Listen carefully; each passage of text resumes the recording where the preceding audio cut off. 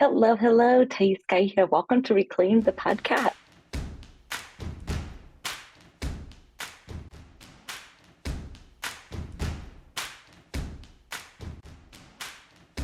The podcast has been on hiatus for a few months, and it feels really exciting and wonderful to be back, to be recording, to be sharing my thoughts with all of you.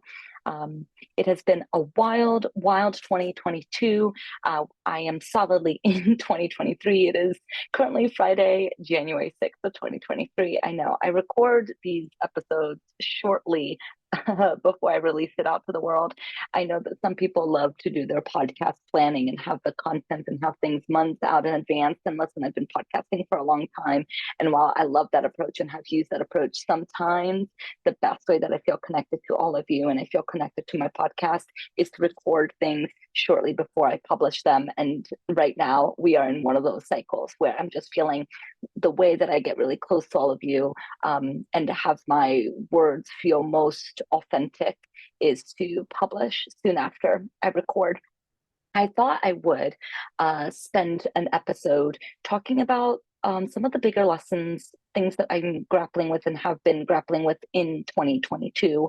I usually do a year in review type thing. I've done it, I believe, for 2021 and for 2020, and I can just put those in the show notes actually if these types of reflections feel useful for you. But I obviously love year in reviews. I created a workbook, a 70-page kind of gift that I give to all of you at the end of every year. If you're tuning in and you're like, oh my gosh, I didn't get my year in review. I didn't even know you had them. I talk more prolifically about it on my Instagram. But if you missed out on that and you would like to grab it, I will put the link in the show notes for you so that you still have an opportunity to grab the 2022 year in review. But every single year for the past 6 years, I've published a year in review because I personally have benefited so tremendously spending some time in some ritualized way of thinking about my previous year. And of course, I'm gravitate towards that because I love reflection. It is why I do the work that I do. I think we learn best about ourselves when we spend some time cultivating insight into our past and how it may be continuing to play into our present. Reflection, insight, understanding of self has been a really important way that I've related to myself and learned about myself and my relationships and life. And so, of course, I like year in reviews.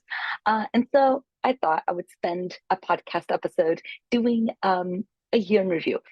I just want to share some big things that have thematic moments that have appeared in my 2022 and how I've some of the thoughts and things that I have gotten from them, inspired from them. And I'm trying to be careful with my language because I really don't like New Year's language. I really do not. I really do not like New Year's language. Social media around the end of December and the beginning of January is my least favorite time.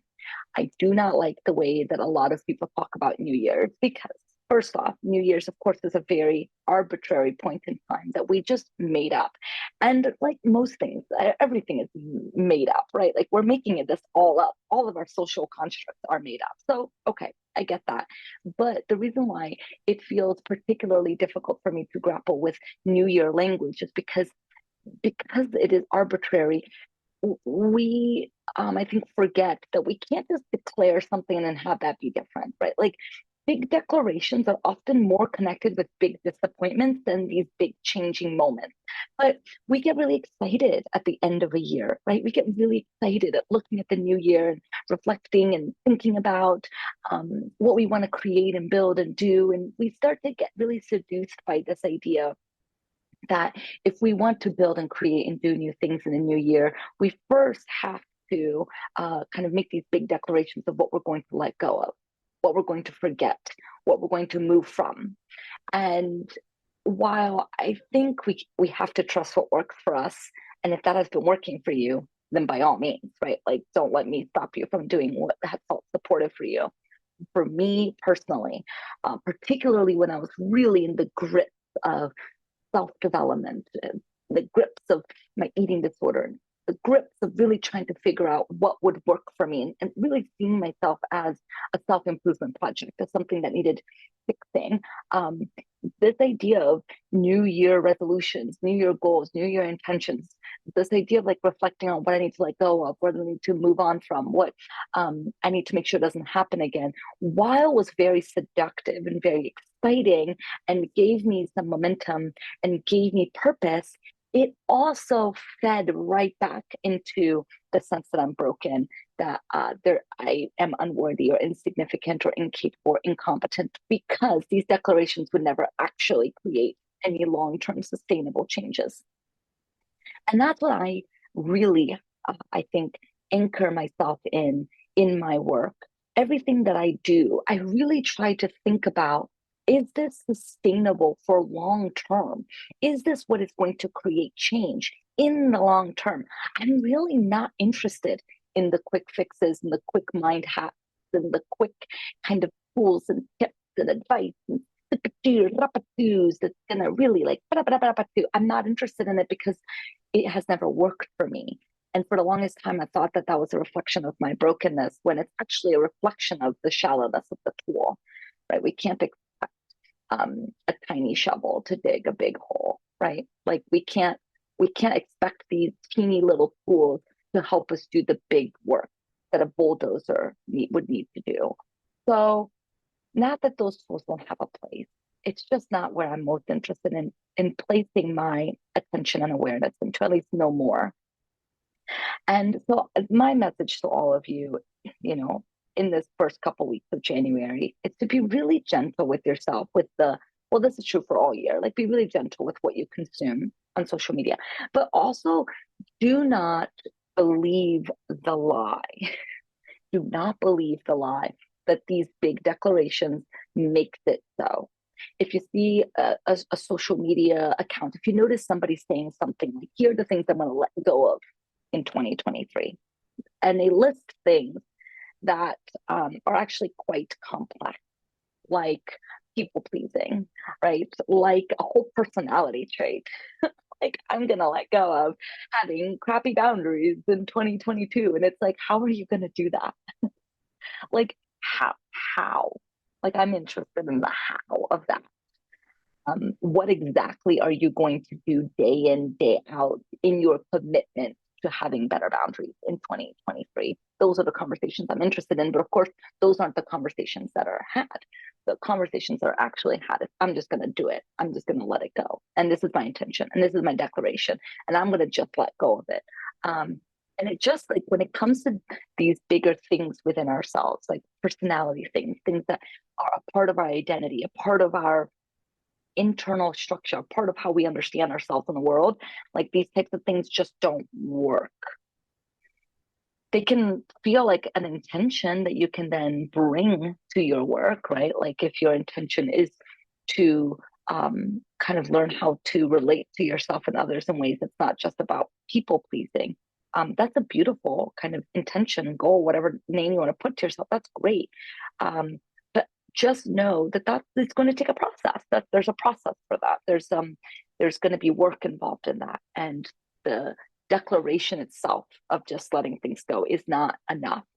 And maybe you're smarter than me. Like maybe you've never thought that that was enough, right? Like maybe you're like, Thaís, like, yikes that you believed that that was enough. But I did believe that that was enough, because that's how people present it to be. Right? People present it to be like it's enough. Like all you have to do is intend it and it will be done. And then I felt like such a failure when it didn't work out that way. Okay, so if you're like me and find yourself really discouraged around this time of the year, let this be a reminder that this is quite an arbitrary demarcation of the calendar. And how you start your new year is by no means a barometer for how the year is going to go. And no new year prophecy can really, really dictate how the year is going to go.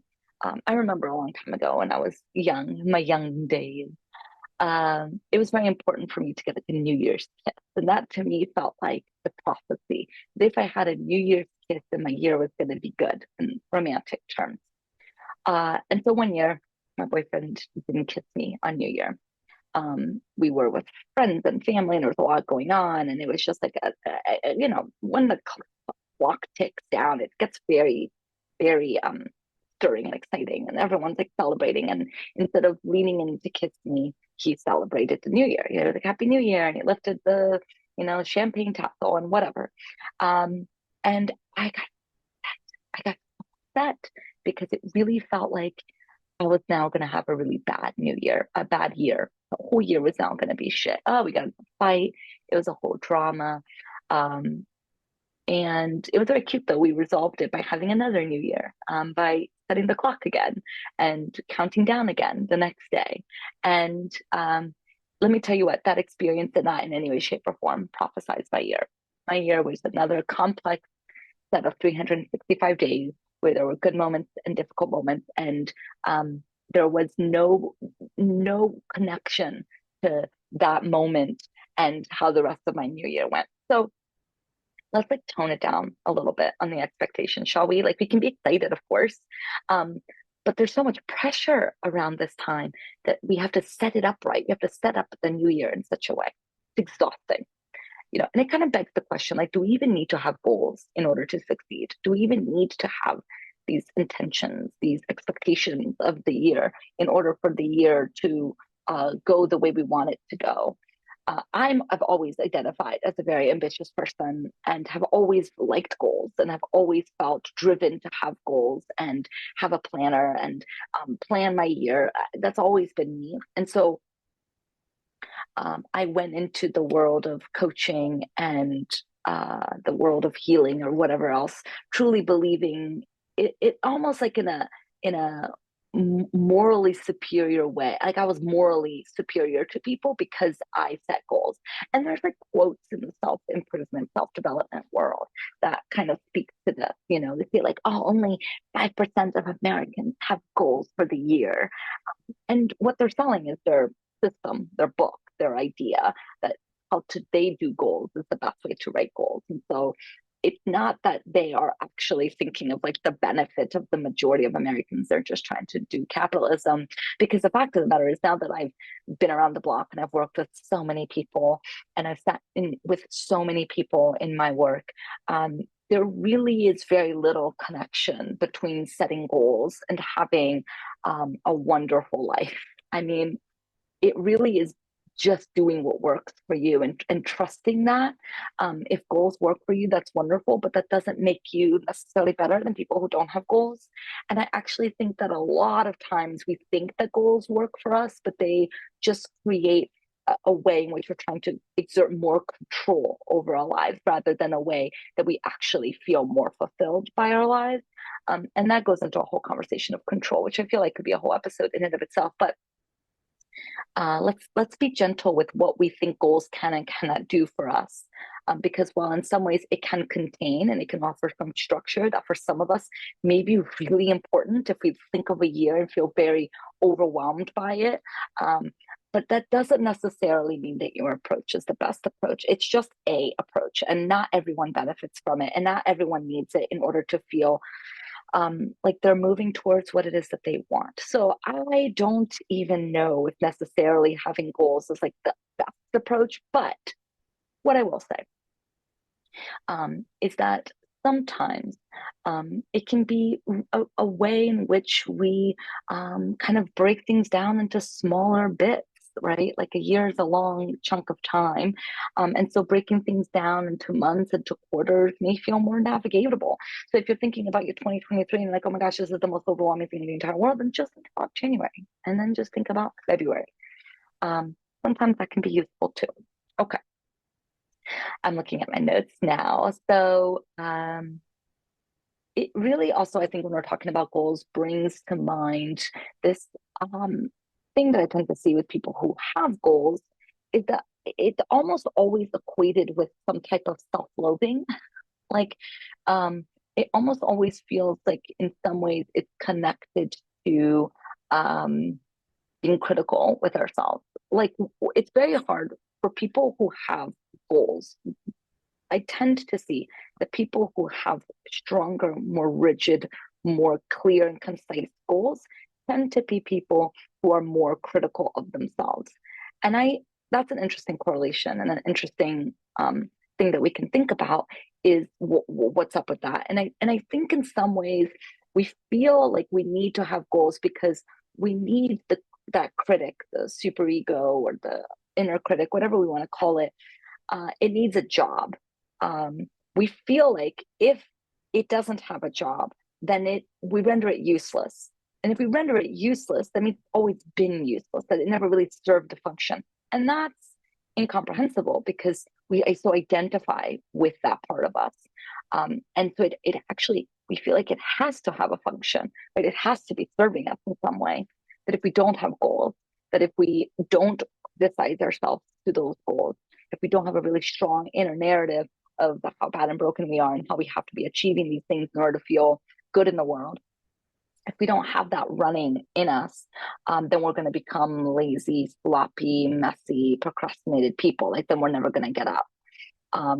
And, you know, in a way, what I think is happening there is we're trying to defend against kind of the depression. And I don't use that word depression in a DSM type of way. I use it in a way in which we may be pushing away our own kind of nihilistic, being in touch with the nihilistic depression of humanity, which is, what is the purpose of life if we're not constantly consuming and producing and operating and doing, right? Like, I think in many ways, to not believe that we needed this really harsh inner critic pushing us to have goals, if we don't prescribe to that, then we have to come more in touch with like existential crisis of like, what is the meaning of the human experience? And I think that being in touch with that can feel so scary and can feel so like overwhelming and destructurizing, is that a word? Destabilizing to how we felt like we needed to be in the world, that we just continue to imagine that the inner critic is serving a really important role. I don't know if you identify with any of that, but I certainly do. And I think it can be then really hard to even remotely consider the possibility of a different way of operating and a different way of being, because we really need that inner critic. We need to feel like if we are not constantly punishing ourselves and self-loathing ourselves, we're never going to change, which of course leads to this bigger conversation that I know is had in all sorts of ways. And I know I've had it in all sorts of ways, in all sorts of spaces that I'm in, of like, can we grow and can we want to grow and transform and change if it's not coming from a place of self-loathing? If we, let's say, heal the worthiness wound or heal the ways in which we experience so much shame about our brokenness, if we tend to that, will we then ever want to grow and change? Is it possible to grow and change and to love ourselves, right? Can we accept ourselves and want to grow and change? I mean, these are kind of in some ways conversations that we're all having if we're on the kind of healing journey, because it's a really good question. And often it's not that they're in stark contrast, but it's more like a Venn diagram, and that there's ways in which we move between self-loathing and move into self-acceptance, and within that moving, we are also growing and changing. And so continue to get curious about it and grapple with it in your own work, because I think that these questions are really important for us to continue to be with and sit with and explore within ourselves. I can't give you any answer for sure, but I can just encourage that exploration, and that we each need to find our way in it. Yes. Okay. One more final thing I want to say about goals, and then I can move into my 2022 reflections. I didn't expect this to be a whole thing about goals. I actually think I also have probably previous podcast episodes about goals. I'll look, and if I do, I'll put them in the show notes as well. But one thing that I think can be really helpful for us to think about when we're setting goals or intentions for ourselves, and this is kind of like the core of psychoanalytic theory, right, is that there are both the ways in which we want something and don't want something. And this also deeply connects into why so often we feel stuck. And why we know something, but we're not doing that something. We know that we need to blah, blah, blah, do this, do that, but we don't do it, right? It speaks to that as well. We have these goals, and the very fact that we have these goals means that we haven't attained the goal. And so there's something actually stopping us too. There's both the brake and the accelerator. There's both the ways in which we want and we don't want. And that speaks to this intrapsychic conflict. So we have conflicting experiences within ourselves. both consciously and unconsciously. And that can be really hard if the conflict is unconscious. If we're only aware of the ways in which we want and we're not aware of the ways in which we don't want, then we think that we just want, but yet we're not doing. So there must be then something unconsciously pulling us back, stopping us from moving forward with that thing. Because if there was just the accelerator, we would be accelerating. But the fact that we're not, we're coasting, or we're totally stopped means that on some level, something is stopped. We're breaking in some way. And that can be really hard to grapple with, because then if we're not even conscious of it, then how do we even know? But you can take a look around your life and you can see, I want relationships. I want a long-term relationship, but I'm not dating, or I'm not putting myself out there, or I'm not open to it in some way, or I'm only kind of dating people who are really unavailable. I mean, there's all sorts of ways that that may manifest, that may kind of paint a clear picture in your life. But we can see how, well, you want this thing, and yet there's something within you that also doesn't. And that doesn't make you bad. It doesn't make you broken. It means that we have intrapsychic conflict, that we have conflicting desires, that we both want intimacy, but we're terrified of vulnerability and terrified of rejection and terrified of being suffocated, or, I mean, gosh, terrifying of depending on, relying on people, terrified of attachment. We both want to belong, right? But we are absolutely terrified that to belong means to lose our sense of self, because to belong has traditionally meant losing our sense of self. Again, all sorts of ways in which intrapsychic conflict may be playing out. If you notice yourself having these goals that you've had for a long time, and yet you find that you're not moving forward in them, it may be helpful to think about in what ways may you be both wanting and not wanting. And the more that we can develop an understanding and insight of what we're not wanting, what's stopping us, of what's getting in the way of, the more we cultivate insight into the conflict, the more we start to learn how to actually press the accelerator or press the brake. We start to feel like we have a little bit more autonomy in how we're aligning ourselves with our goals. This may be very obvious to some of us, but to some of us, we may be surprised to learn that there's ways in which we want and ways in which we don't want. And it can feel then really frustrating because then it's like, oh, I'm getting in my own way. And then, of course, that can easily feed into the inner critic. And then that means that there's something bad and wrong with us. And that is, I think, then a way in which we actually prevent curiosity into ourselves, because there's so much shame about the fact that we have these kind of conflicting desires. We think that that's a reflection of our badness, and really it's a reflection of just the complexity of the human experience and the complexity of the human mind. Okay, so I think that's all I want to say about goals. Hopefully that's useful for you as you're thinking about your 2023. Let's dive a little bit into my 2022 reflections. So 2022 presented two big momentous things in my work that I did not anticipate and obviously did not expect. So the first thing that happened in 2022 was that after starting my master's in 2018, having been doing this work since 2010 in different titles and different modalities, I went back to grad school in 2018 to get my master's so that I could add psychotherapy to my repertoire of ways of working and supporting people. I finally got licensed February. It was a big momentous occasion because in order to be licensed in the state of California as a marriage and family therapist, you have to undergo 2 years of schooling. You also need to get 3,000 supervised hours, which means that you have to work with individuals, families, and couples. And you have to take 2 exams. You have to take the law and ethics exam, and you have to take the licensure exam.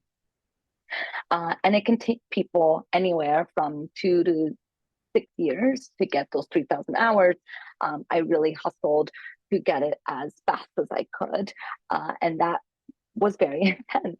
It meant that I was working essentially volunteering for many, many, many, many hours at community mental health clinic here in Los Angeles.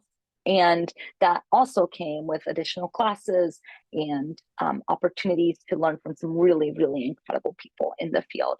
And I thought that since starting my master's, when I started my master's, that was a real big shift in my way of understanding how I was going to continue with my business and my practice, because at the time, there was even a moment where I was considering doing an international workshop for. And I remember posting on Facebook asking if I were to kind of take my workshops internationally, where would people want me to go? And like people were listing all of the countries. And I remember someone saying like, wow, you're starting your master's and you're thinking about doing this international tour. Like that's incredible. Like that's good for you. And at the time I thought, oh, it's not going to be that big of a deal. And then I started my master's program and realized, oh, yes, okay. I'm going to have to really reorganize how I prioritize my time, because a master's is not a small thing.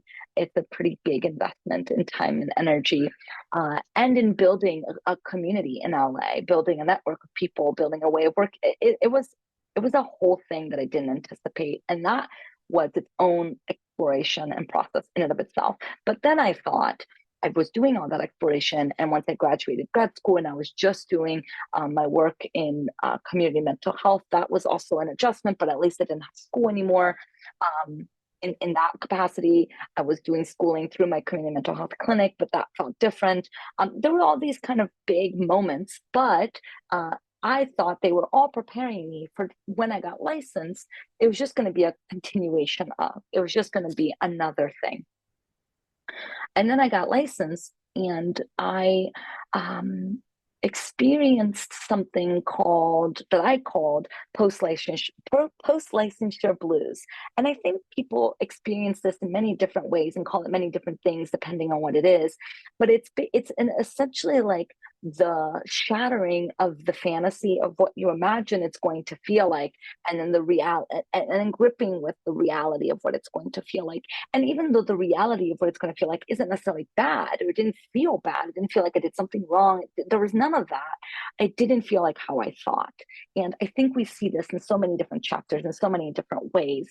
I'm thinking now specifically about postpartum depression that women experience when they go from being pregnant to now having a baby, and the ways in which the baby is not how they fantasize the baby is now this real reality thing. And it's not to say that the baby isn't perfect and wonderful, and it's not that motherhood isn't perfect and wonderful in all the complicated ways that it is, but just that it's not what we had anticipated. And so when the reality doesn't match the expectations, sometimes there can be just this blueness, this despondency, this grappling with these feelings that we didn't think we were going to have to grapple with.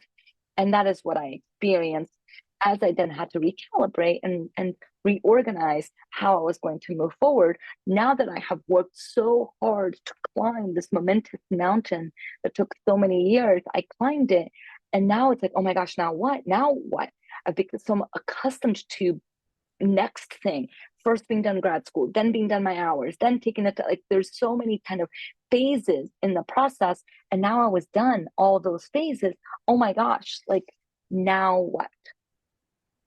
What's next? I've been so accustomed to being in the next that it's like, what if there is no next? What if now this is the opportunity to kind of reap the benefits of and enjoy the feast, enjoy the thing that I've built? I didn't expect that. And for all people who are navigating a transition, whether we expect it to or not, almost all transitions come with grief. Almost all transitions come with a rebuilding. Whether you're moving across the country, whether you're taking a new job, whether you're having a child, whether all these kind of momentous kind of human experiences that we are choosing, that we want, that we fought for, like we fought to get that new job. We advocated for ourselves for that raise and that promotion and that new thing. We wanted to move across the country. I remember this when I moved from Maryland to California. I wanted it so desperately. It was everything that I had dreamt of, this exploration, this opportunity to move to California.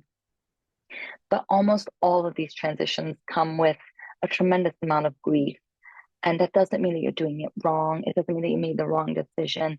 It just means that changes often put us in touch with loss. And that loss is a part of the human experience. And that can be really hard to be with when we are so accustomed to being congratulated, or we are so accustomed to a culture that only talks to us about the good things. We feel like there may be something wrong, but there isn't anything wrong. One thing that I mentor depth coaches, and one of the things that comes up as a theme pretty frequently in my mentorship is the ways in which oftentimes we go into the healing profession from a different profession. It's very rare that we choose any facet of the healing profession as the first thing. More often, we're coming into it a little bit later. We had a previous career, and that career wasn't working, or we got inspired to move into the healing profession for a variety of different reasons. But what can often happen is we kind of go into the healing profession expecting that the previous career created this foundation, and now we're building onto it. It can feel like we can anticipate it feeling like we are just getting a promotion, or we're just getting a new job where all of the foundational skills and expertise that we've built is now going to be transferable. And what we actually find is that that's true and not true. That some things that we learned from our previous career, especially human experience, can be so useful to bring into the healing profession, right? Lived experience, I mean to say, like things that we're learning and growing and understanding about the human experience is obviously transferable. But there's a lot of skills and a lot of ways of understanding that you're building anew, and you're developing in a different way. You're using different muscles. It's really interesting to watch pro athletes, Olympic athletes, people who have really honed their craft, try a slightly tangential sport. Watching TikTok, for example, of women gymnasts trying male gymnasts' exercises and vice versa. You would think that the skills would be relatively transferable because it's gymnastics and these are very strong, capable athletes. And then they try it and they realize that, oh, some of it is like I may have some idea of how to do this new exercise. I may kind of know cognitively, but I don't have the muscle memory. I don't have enough practice. I've never used my muscles in this way. It's going to take a reorganizing, a reorienting, additional practice, maybe some support in order for me to learn how to reorient the muscles that I built in this capacity in this new capacity. And we don't talk about that enough. We just don't talk about that enough. We always just kind of, I think most of the times assume that it's just, you're just going to be able to take it in. And whatever you come from, it's just a small adjustment, like a big adjustment. And it can be very disorienting if we think that it's not supposed to be a big adjustment. Anyway, all of this to say, this was a big, big lesson for me that I grappled with and didn't expect to grapple with. The ways in which I thought everything that I was doing was preparing me to add this psychotherapy offering to my already established practice. And what happened instead was I was kind of invited to really dig into a totally new foundation. And how do I use everything that I've built and transfer it into this new thing that I just finished this chapter in? What is this new chapter? How do I want this new chapter to go? And while it led me into a bit of despair and despondency, I luckily was able to also kind of make use and understand like this is what's happening. And sometimes just knowing that this is a phase, this is part of the process, this is what it looks like, and it's not sexy and it's not productive, but it is just a part of the experience, can feel containing to know like, okay, I have to bear this, I have to ride this wave, and I'm going to learn a lot about myself in the process, and I'm going to get to the other side of this. It's not going to feel like this forever. And it really connects also to the beginning of the episode, right, talking about goals, that gosh, it can feel sometimes so disorienting when we are forced to recalibrate how we've related to our goals, when we realize that, oh, there's a different way that I want to relate to myself and my work, that I don't want to be continuing to do things in a certain way. It sometimes takes like a dark night of the soul or a moment of despair, despondency, depression. It may take us that type of gravity of feeling for us to kind of come to terms with the fact that there's something's inviting us to change. Like there's some change that's being invited of us here. And this brings me to kind of like the next lesson that I want to explore in this episode, that I've been grappling with in 2022. And I wonder if this feels kind of connected to all of you, right? I'm pulling up my notes here. Is this idea of what is the point of living if we don't let life change us? Right. So there was a post that I saw by an Instagram account called Rising Woman, and she wrote something like, "This life is meant to change you. Can you let it?" And it really kind of invited me to look at 2022 with a little bit of a different lens of like what I have been exploring of if we what do we think that the point of life is? And if we are those of us who really identify with wanting to grow and change, then growth and change will look often like things that we didn't necessarily anticipate and expect. Like I think we want change that we can anticipate, right? We want the change that we control, but it's much harder to accept the change that we don't anticipate and don't like how it's packaged, right? And that is such a tragedy that so much of our time then is spent fighting against the gifts that life is trying to offer us, simply because it's not appearing the way that we want or had thought it should come in. Yeah. And that's a hard thing to grapple with because we so desperately want to feel in control of our lives and think that something is wrong when something comes into our lives that we didn't anticipate and can't control. The pandemic, obviously, is such a big symbol of this because so little, I mean, gosh, maybe some handful of scientists in the world anticipated that maybe we would experience a pandemic, blah, blah, blah, blah, blah. But like the general population, no one thought this was coming, right? Then we started hearing things that maybe something was coming, but nobody really wanted to believe it. And then suddenly it was here. And it was a tragedy, and it continues to be a tragedy how the pandemic has unfolded in the world and our reaction and response to it. But have you noticed that so much of our reaction and response to the pandemic is a desire for it to no longer exist? It's not like the majority. I'm talking about kind of like the majority, the cultural response to the pandemic. Typically, I haven't seen it being like, okay, there's this thing, it's here now. Let's all come together and figure out how we're going to navigate this thing in the way that's going to be the most supportive for like the most amount of people. Instead, it's been like, no, no, no, no. How do we get back to normal? We'll do this for a little bit, but how do we get back to normal? This is annoying. I don't want to do this. How do we get back to normal? How do we go back? How do we go back? It's not like we can see this as something that we can maybe strengthen us. Like maybe we should be a little bit more thoughtful about the ways in which we give each other things, right? Like maybe better ventilation systems all around could be of use to humanity, right? Like these like simple things that could make things better for most of us. Like who wants to catch a cold from another person? Like who wants to go one day having a perfectly good healthy vibe and then the very next day be out with a cold or a flu because somebody exposed it to them knowing that they were sick, right? Like there's ways in which maybe we can think about how we impact each other. Like maybe this is a way in which we are more in touch with now the ways in which we are connected to each other. And what a tremendous privilege that is, and responsibility and burden and all of it. And it's just things that we have to grapple with. But we, for the most part, again, in our culture, I feel like have tried to really push it away. We don't want to change. We don't want to accept that there's this thing that's happening now. We just want to go back to the way things were. And it really continues to make me think about, are we letting life change us? Or are we spending the majority of our time resisting the things that are being given or that are coming our way? because it's obviously not packaged in ways that we anticipated or want.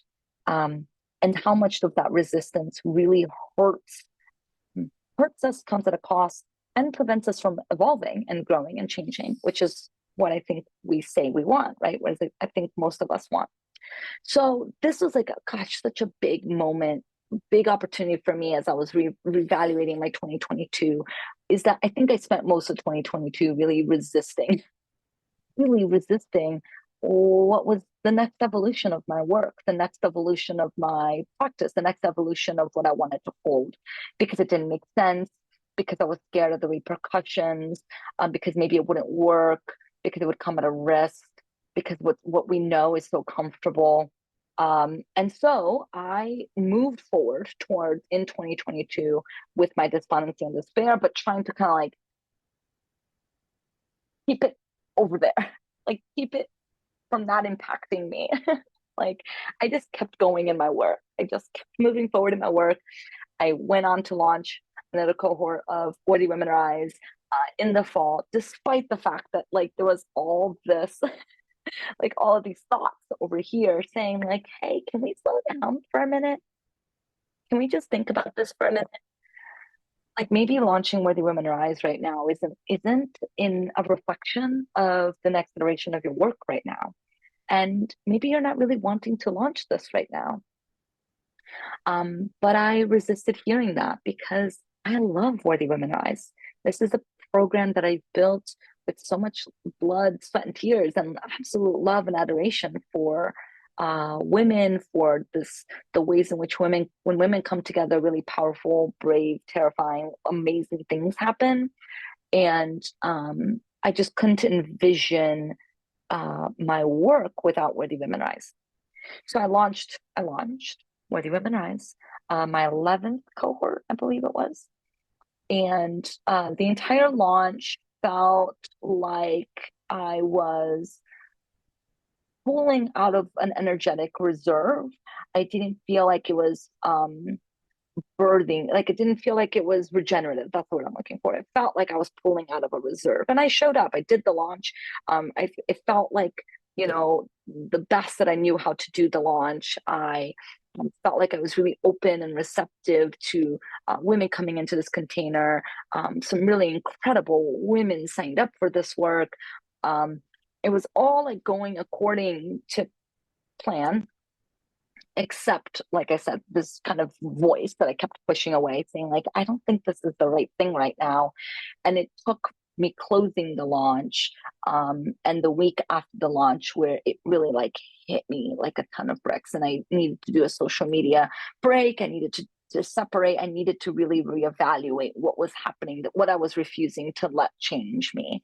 And I had to have some really difficult conversations with myself that like this launch was not what it was not in an integrity to what I was really needing to listen at the time.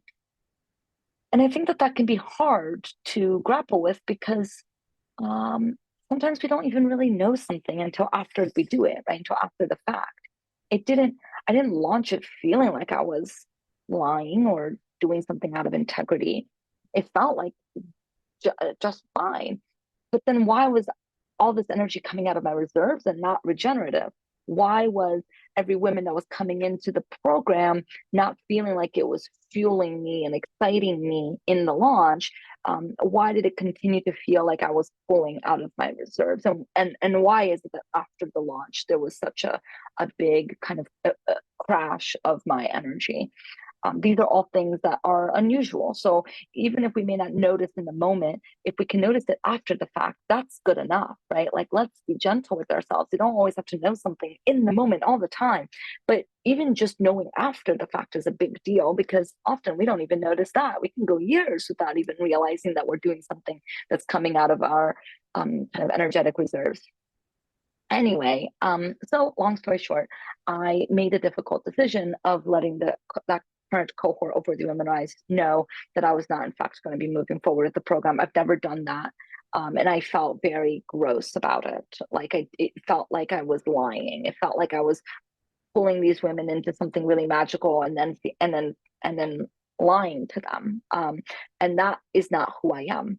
I follow through with things. It's very important for me to be reliable and stable in my work, and I do everything I possibly can to be that.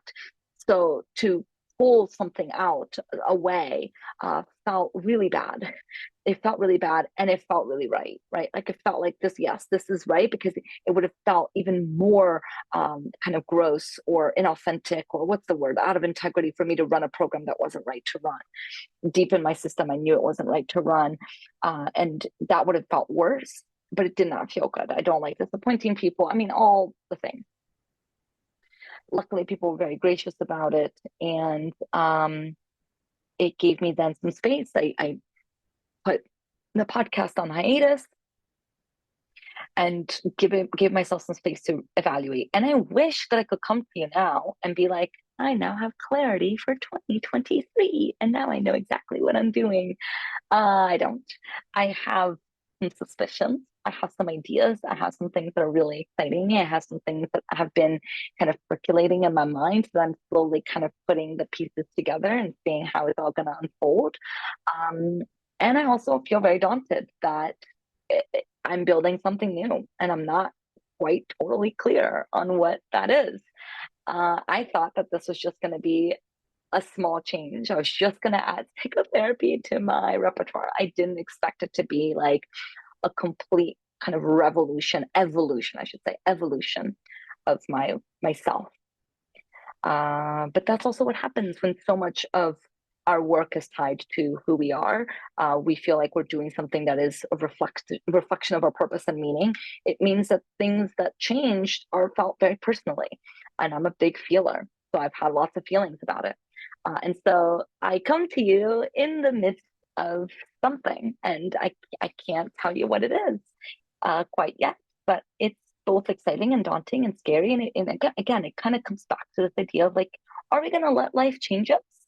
You know, what is the point exactly of um, living if we don't let life change us? If we don't let things inform us and get kind of metabolized and processed and brought inward? And it's not to say that there's anything wrong with the ways in which we resist. That's human nature, right? We resist change. This is human. And so I don't think it's about not resisting or trying to get some purity culture where we're just like perfectly in the flow. Like, I don't think that that's how that looks. I think more of what that looks is what I experience. We resist, we recognize we're resisting, we understand why we're resisting, we let a little bit in, and then we resist again. And then we go back, and it's just like that. Then we learn and we grow. And this is what it looks like. Growth doesn't always look like, you know, sitting in meditation, and evolutioning is just happening within us. It often requires a lot of conflict, internal, intrapsychic conflict for us to grow and change. And that can be really brutal, and that can be really hard. So I think I'm going to wrap up here. Again, hope that this is useful to give you some insight into my world, my practice, my own intrapsychic conflict. And if there's anything that you take away from this, I mean, I would love to know. Please tag me on Instagram. Let me know how this podcast resonates with you. I love being in touch with all of you so much, and hearing from you. It delights and honors me in such immense ways. Every review that you leave on my podcast, every comment you leave on my Instagram, or all of my social media posts, I see it all. I love it all. Hearing from all of you is what makes this work really come alive for me. I don't post out in the world just to hear myself talk. I post out in the world as a form of connection, as a way of kind of putting my soul out there and hearing it resonate within all of you. So please reach out to me. I absolutely love it. I can't wait to hear from you. And let this be the final message for you as you think about your 2023. You know, we're living in really precarious times. We're really living in really scary times, and we can really feel the seduction of kind of getting smaller, right? Of retracting. And sometimes that feels like the most important thing in the moment. I know that for sure, that it can sometimes feel really important to retract.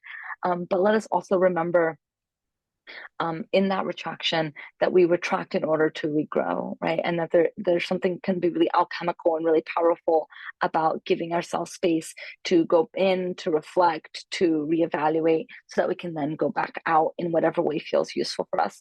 But it takes both, right? There's the retraction, but there's also the expansion, and how these things play out together can really inform so much of how we understand of ourselves in the world. Um, and so here's to our retraction and our expansion. Here's to our trust. Here's to beautiful things and all the ways in which life is trying to delight us. And thanks for being here with me. And I look forward to hearing your thoughts on this episode. And go to the show notes for all of the uh, all of the episodes that I promised I would link there for you. All right, take care.